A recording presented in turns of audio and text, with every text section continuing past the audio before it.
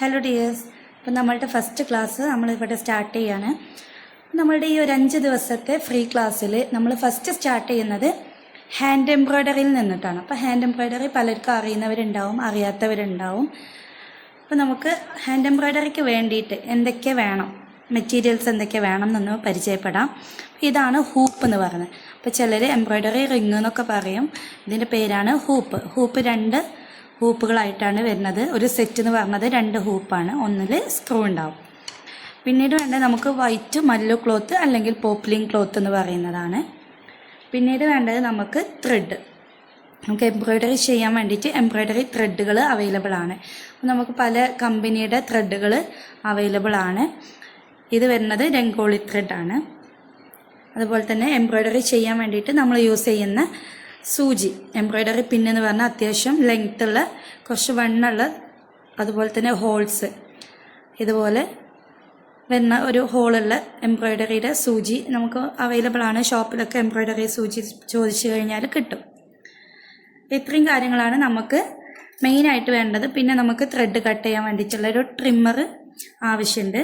അതുപോലെ തന്നെ പിക്ചർ വരയ്ക്കാൻ കാർബൺ പേപ്പർ. അപ്പോൾ നേരിട്ട് നമ്മൾ പെൻസിൽ കൊണ്ടോ പെന്ന് കൊണ്ടോ ഒന്നും നമ്മൾ ക്ലോത്തിൽ എംബ്രോയ്ഡറിയുടെ ചെയ്യാൻ പാടില്ല.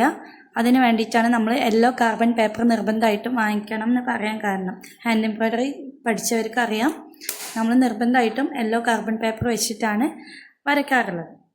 നമ്മൾ ഈ ഒരു പിക്ചറിനെ എങ്ങനെയൊക്കെ വരക്കും എന്നുള്ളതും ഹാൻഡ് എംബ്രോയ്ഡറിയിൽ എന്തൊക്കെയാണ് വരുന്നത് എന്നുള്ളതൊക്കെ നമുക്ക് നോക്കാം.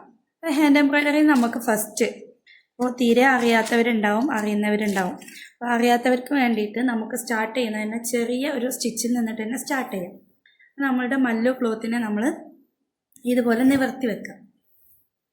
നിവർത്തി വെച്ചിട്ട് നമ്മളുടെ ഹൂപ്പ് എടുക്കുക. ഈ ഹൂപ്പിൻ്റെ 2 എണ്ണം സ്പ്ലിറ്റ് ചെയ്തതിന് ശേഷം ഈ ഒരു ഫുൾ റൗണ്ട് വരുന്ന ഹൂപ്പിനെ അടിവശത്ത് വെച്ച് ഈ ക്ലോത്തിന് മുകളിൽ വരുന്ന രീതിയിൽ വെച്ച് കൊടുക്കുക.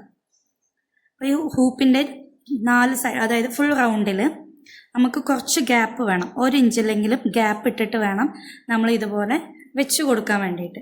ഇനി നമ്മൾ ഈ ഒരു സ്ക്രൂ വരുന്ന ഹൂപ്പിനെ മുകളിൽ വെച്ച് കൊടുക്കുകയാണ്. വെച്ച് കൊടുത്ത് നമ്മളിതിനെ അമർത്തി കൊടുക്കുക. ഈ ഒരു ഹൂപ്പിൽ സെറ്റാക്കി കൊടുക്കുക. സെറ്റാക്കി കൊടുക്കുമ്പോൾ നമ്മൾ ഈ ഒരു സ്ക്രൂവിനെ ലൂസാക്കി കൊടുത്തു കഴിഞ്ഞാൽ പെട്ടെന്ന് ഇതിൽ നമുക്ക് വെക്കാൻ കഴിയും. ഇനി നമ്മളെന്ത് ചെയ്യുക, വെച്ച് കഴിഞ്ഞാൽ നല്ലോണം ടൈറ്റാക്കി കൊടുക്കുക. നല്ലോണം നമ്മൾ ടൈറ്റാക്കി കൊടുക്കണം.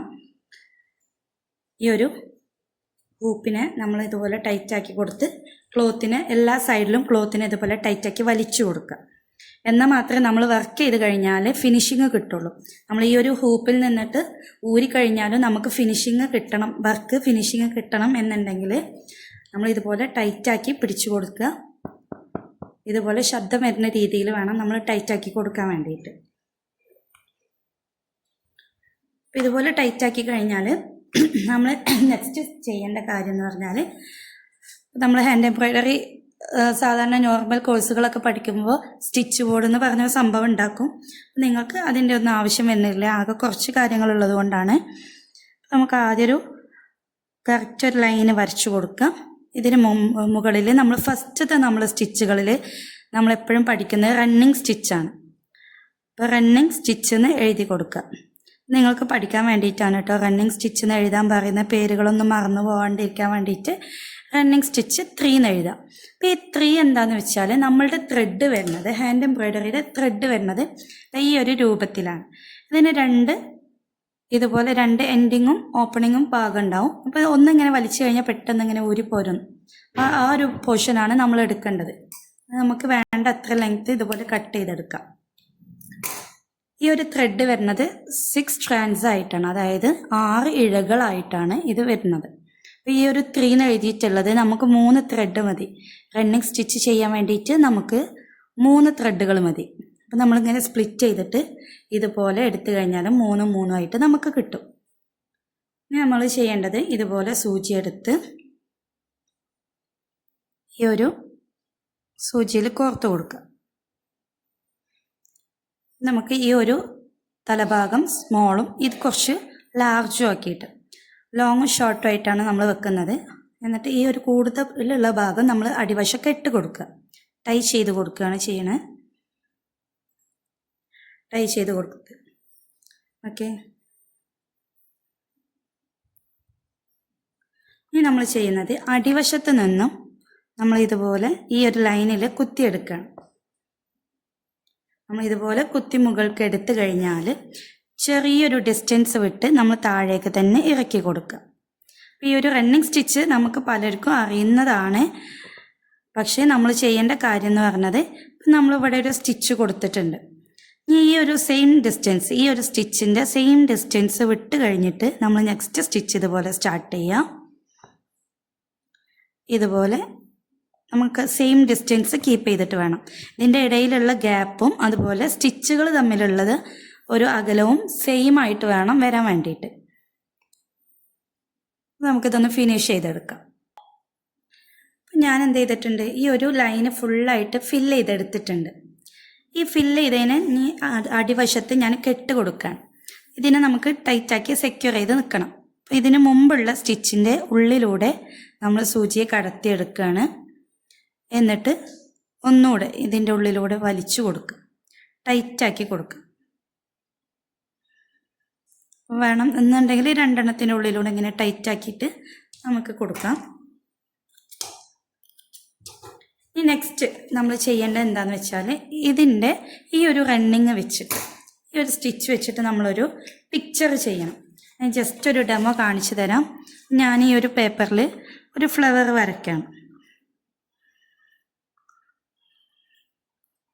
നിങ്ങൾക്ക് പിൻട്രസ്റ്റിലൊക്കെ നോക്കിക്കഴിഞ്ഞാൽ ഒരുപാട് പിക്ചേഴ്സ് കിട്ടും. അല്ല എന്നുണ്ടെങ്കിൽ കുട്ടികളുടെ ബുക്കിലൊക്കെ ഉണ്ടാവും, ഒരുപാട് പിക്ചേഴ്സ് നമുക്ക് അവൈലബിൾ ആയിട്ട് കിട്ടും.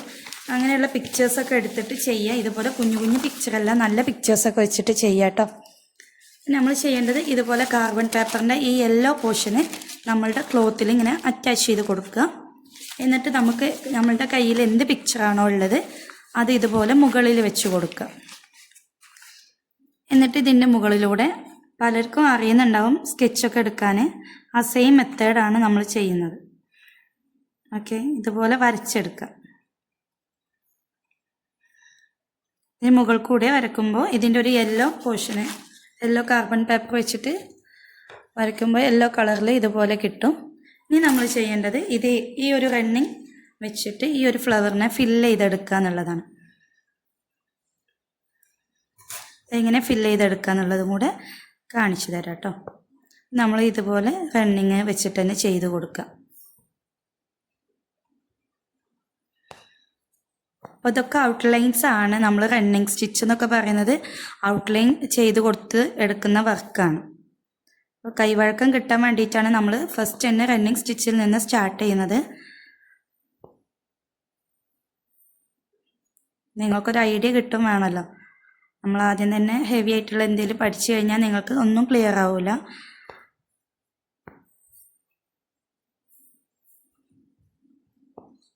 കണ്ടോ, ഇപ്പം ഞാൻ ഈ ഒരു സെൻറ്ററിലുള്ളൊരു റൗണ്ട് പോർഷന് ഞാൻ ഏകദേശം കംപ്ലീറ്റ് ചെയ്തെടുത്തിട്ടുണ്ട്. ഇതുപോലെ നമ്മൾ എന്ത് ഡിസൈനാണോ, ഫ്ലവർ ആയിക്കോട്ടെ, സീനറീസ് ആയിക്കോട്ടെ, അനിമൽസ് ആയിക്കോട്ടെ, ഫ്രൂട്ട്സ് ആയിക്കോട്ടെ, എന്തോ ആയിക്കോട്ടെ, നിങ്ങൾ എന്ത് ചെയ്യാം, ഇതുപോലെ ഫില്ല് ചെയ്തിട്ട് ഇതുപോലെ ഓരോ പാറ്റേണും വരച്ച് കൊടുക്കുക. ഇങ്ങനെ ഒരു പിക്ചർ ചെയ്തെടുക്കണം. ഞങ്ങളൊരു സ്റ്റിച്ച് പഠിക്കുമ്പോൾ ഒരു പിക്ചർ ഇതുപോലെ ചെയ്തെടുക്കാം.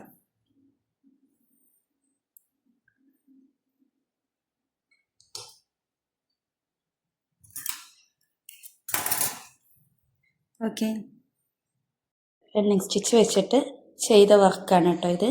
അപ്പോൾ ഇതുപോലെ നമുക്ക് പല വർക്കുകളും ചെയ്തെടുക്കാം. നമുക്ക് ഇഷ്ടമുള്ള ഡിസൈൻസ് വെച്ചിട്ട്, സീനറീസ് വെച്ചിട്ടായിക്കോട്ടെ, ഫ്ലവേഴ്സ് വെച്ചിട്ടായിക്കോട്ടെ, ഇനി ഡോൾസിൻ്റെ പോലെയുള്ള പിക്ചേഴ്സ് വെച്ചിട്ടായിക്കോട്ടെ, നമുക്ക് എന്തെങ്കിലും പിക്ചേഴ്സ് വെച്ചിട്ട് ഇതുപോലെ വർക്കുകൾ ചെയ്തെടുക്കുക. എല്ലാവരും ചെയ്ത് നോക്കാം കേട്ടോ. Thank you.